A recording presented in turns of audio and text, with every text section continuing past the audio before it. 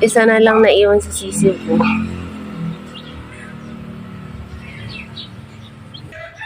So, hindi ko alam kung kailan pa yan sila nasa labas. Before ako umalis, pinakain yun, oh.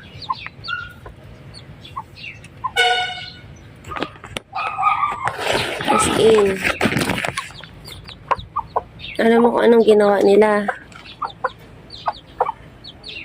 Kaya dito ang dami ng bato.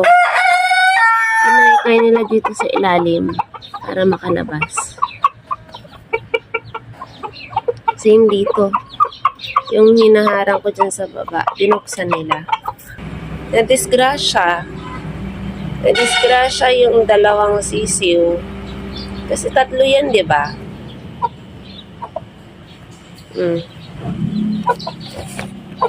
Nadisgrasya yung dalawa kong sisiw. Malaki na yan eh. Yung sisiw na yan, kahit papaano. Sayangan ako. Nasayangan ako sa dalawang sisiw.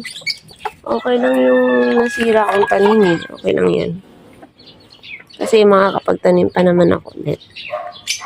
Ay, sayang. 3 sisiw na sana.